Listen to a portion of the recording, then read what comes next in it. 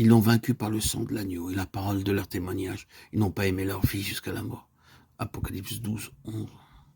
Ici et là, dans les Écritures, le voile qui nous dérobe l'invisible est momentanément levé. Par exemple, au chapitre 12 de l'Apocalypse, où nous est livré le secret de la victoire sur l'ennemi.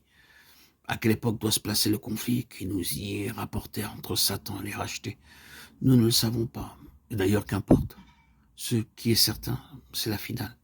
Le prince des ténèbres est vaincu, chassé des lieux célestes pour être ultérieurement précipité dans les temps de feu. Mais actuellement, l'heure de l'exécution n'a pas encore sonné. Lui et ses anges exercent encore sur les hommes leur puissance de séduction. Un intervalle sépare effectivement le moment de leur défaite de celui de leur destruction.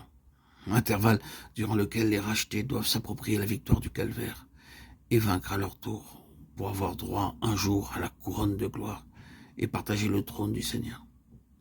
Cette révélation du conflit final que l'apôtre Jean reçoit et nous transmet nous livre le triple secret de la victoire. Ils l'ont vaincu par le sang de l'agneau. Ceci nous ramène au calvaire et aux souffrances du Christ. Remplis du Saint-Esprit, les vainqueurs ont compris que la mort de Christ était la seule arme redoutable pour l'ennemi, la seule dont ils ne pouvaient détourner les coups. Leur témoignage est qu'ils n'ont pas craint de confesser le Christ. Et leur vie fut qu'ils professaient ce qu'ils professaient. Ils l'ont vaincu. Leur témoignage a transformé leur vie.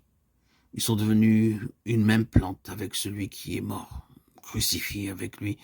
Ils triomphent avec lui sur le prince des ténèbres. Ils n'ont pas aimé leur vie, ils l'ont exposé à la mort. La croix est l'unique moyen de victoire pour tous les enfants de Dieu, unis au Seigneur dans sa mort. Et sa vie de résurrection, nous sommes déjà avec lui dans les lieux célestes, bien au-dessus des principautés et des puissances de l'enfer.